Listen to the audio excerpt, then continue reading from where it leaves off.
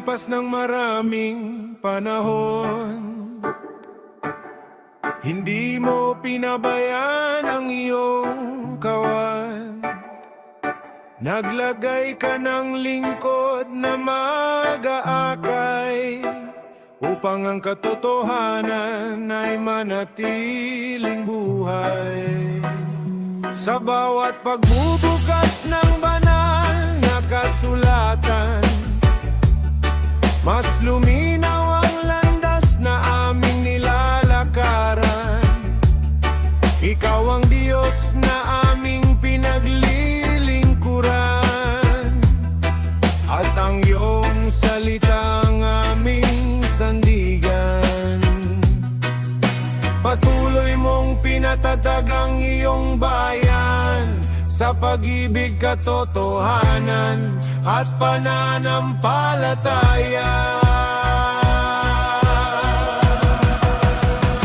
Kapatid na Daniel, aming kasamang lingkod, sa iyong pangungunay lalo kaming nagkakabuklod. Ngunit ang lahat ng papuri ay sa Diyos lamang, na siyang may akda na aming kaligtasan. Sa kanyang salita kami magtitiwala,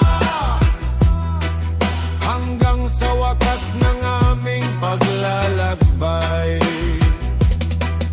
Sa bawat pagtitipon ng magkakapatid, may pag-ibig na tunay naming nadarama. Sa bawat aral na mula sa kasulatan, lalong tumitibay ang aming pananampalataya. Sa hirap at ginhawa ay hindi din nag-iisa, sapagkat ang Diyos ang aming kasama. Patuloy kaming lalakad ng may pag-asa, habang sumusunod sa kanyang kalooban. Sa bawat gawaing may malasakit sa kapwa, nais naming maipakita ang pag-ibig ng Diyos. Ang kabutihan ay hindi para sa aming dangal, kundi upang ang kanyang pangalan ang maitas.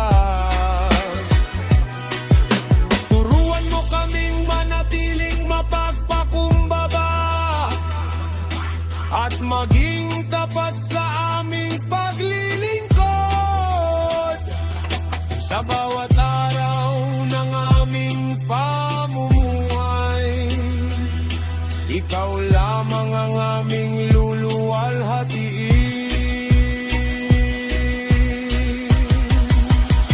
O Diyos naming Ama, patuloy mo kaming akayin, patatagin mo ang iyong iglesia sa pag-ibig.